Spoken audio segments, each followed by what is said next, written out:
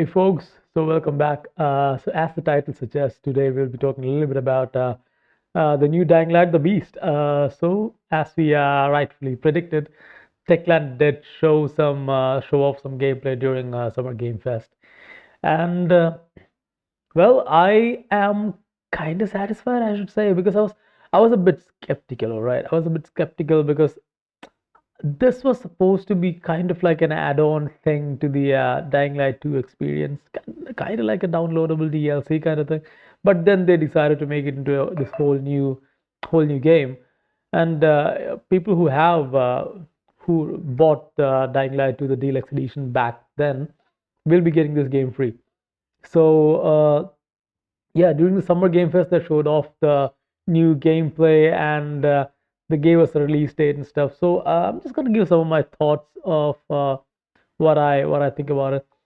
So as I said, this was supposed to be a add-on. That is how the concept of the Beast began, add-on for Dying Light 2. We have seen stuff like this before, right? Because Assassin's Creed Mirage, it was supposed to be a DLC for Valhalla, but then they made it into its own standalone thing, and it was not too bad. Okay, it was distinct enough. It was the same. They used the same. The base was still Valhalla. The DNA was very apparent, but it was its own thing at the end of the day, So I think it is gonna be kind of like the same in the Beast. There, that is not to say there are not, meaningful additions to the game now, because the weather effects and the lighting are like really improved, or maybe it's just a gameplay trailer thing. Like we have seen this before, but a lot of games like the gameplay reveal and the final product are they sometimes like differ really, like to a big extent. So but if what they showed in the gameplay trailer is kind of like similar to the final product they are intending to release, then yes, the graphics have seen an enhancement. The lighting, the weather effects, even the foliage, how they interact with the wind, and like when it's raining, you really feel it's raining, and like the storms, the way the grass is moving, the way the water puddles are like rippling. So it's different. It doesn't feel like Dying Light 2. It feels like a completely new game, which has seen worthwhile enhancements. And the next thing I kind of noticed straight away was the kills. How I don't know if the combat is like very different. It doesn't seem to me that way. The same DNA is still there from Dying Light 1, Dying Light 2. It's the same thing, but the kills have been made a little bit more brutal, I think. The guy uses a machete, and he tries to slice the guy's head off, the enemy's head off, but it gets stuck on his neck, and he just yanks it. He just yanks it, and the neck just goes flying, and blood comes out and stuff. So like there are like stuff like that, which is a bit more bloody, bit more gory.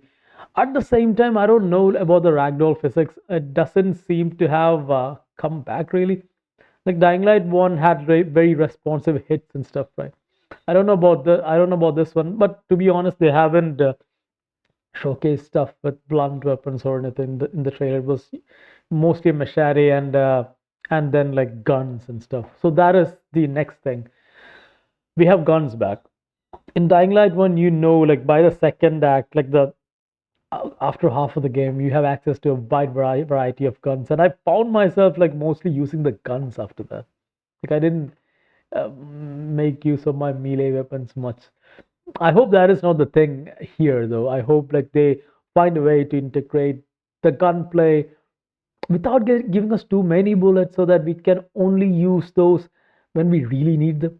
I mean, that's what they said in the trailer. Like bullets are very scarce, they said, but like very next moment they shelled out everything they had. Okay, all the bullets they had, they were just spraying and praying. So I don't know, but the gunplay seems kind of decent. It seems kind of decent. Your regular crop of guns. I think they were using an M16 or something, but the regular crop of guns, pretty cool though, pretty cool. And we have bow and arrows like in the last game, like in both the last games. Uh, So that is a new not new addition. It's a returning thing. In Dying Light 2 also we had a mission, I guess, to like get the guns back, but like it was not the part of the core experience. In this one, it seems to be so. And there is a new weapon though. We have a flamethrower, and the effects look good when we use it. The flame looks good. It doesn't just look like a cheap CGI effect. It has a kind of a weight to it. Like you kind of feel like the fuel burning into the fire. So it kind of looks great, and it the effect it has on zombies. It looks they have implemented it in a really good way. I think we'll be able to use a flamethrower to control the crowd, like for crowd control, and yeah, that is a new addition for sure. Then vehicles are back. We didn't see much of the vehicles in the trailer. It was just a segment where we used it to like go from a factory to an open field, a small. And they did confirm that there will be fuel and there will be vehicle damage. So we'll need to like take care of those while driving around. Uh, don't know if it'll be as great as the buggy though, because in the Dying Light DLC, the following we had open fields. We had pretty much open fields, and like it was not about parkour anymore. It was about the vehicle. I don't think that is the same thing here. The vehicle we would use for like roaming around the city or small town, whatever it is. And we will be using the vehicles in locations we can still parkour. So I don't know how that would work out. Or maybe there are outskirts to the village where a vehicle would be necessary. Not clear though, but hmm. And even not clear about the controls. Maybe the buggy controls better. Maybe this controls better. We don't know. We'll see how once the game releases, but vehicles are back. So that's pretty cool. Then mutant powers. We have like Aiden before us. Like we have mutant powers. Apparently, Kyle Crane after the first game, he got caught and he was experimented on for a good couple of years. So he has access to mutant powers. But I think the good thing here is I kind of feel like the good thing here is it's not like in Dying Light 2 where we got access to those the infected powers only during certain chapters or certain moments in the game. It was pretty much triggered during certain story moments in the game. In this one, there's apparently a meter which we can fill up by attacking the smaller creeps or bigger whatever enemies you have in front of you. You just attack them, and it fills up your kind of like a rage meter, mutant meter, whatever you want to call it, and then you can just tap into it and use it anytime you want. That's pretty cool. So in the gameplay, they were showing this big mutant. Coming to the new mutant, it looks good. I'm not gonna lie. I think it's one of the best creature designs since Dying Light launched for the first time. Obviously, like volatiles are their best work, right? It's iconic, like a new type of zombie, which is this apex predator. This thing, this thing looks like a volatile. I'll tell you what this looks like. This looks like that big berserker zombie in the first and second Dying Light who swings around this big boulder kind of thing. Not boulder, this hammer kind of thing. The big zombie. What if that zombie was part volatile? So this thing's face looks like a volatile and has muscles like a volatile, like no skin, just pure muscle, but it's gigantic.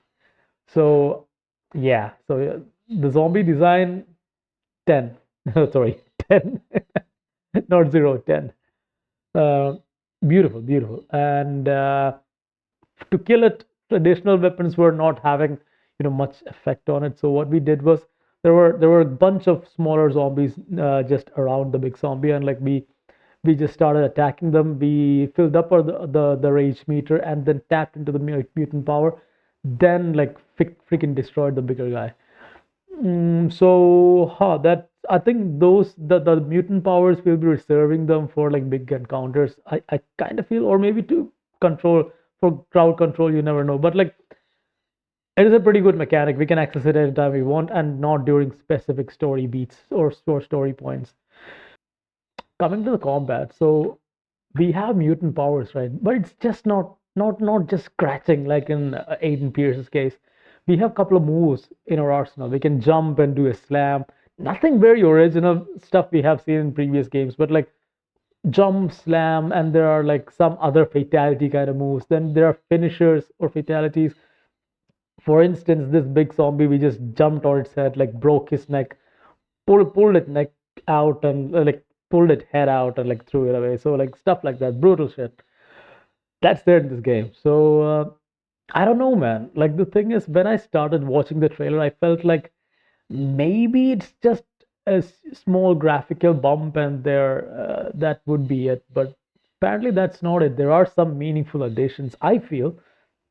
But when the game comes out, we'll know more. But from the trailer, by the time the trailer ended, I was like sold. I was like, yeah, this is kind of a new experience. I have to like, I'd probably buy it because it doesn't feel like Dying Light 2. It doesn't feel like Dying Light.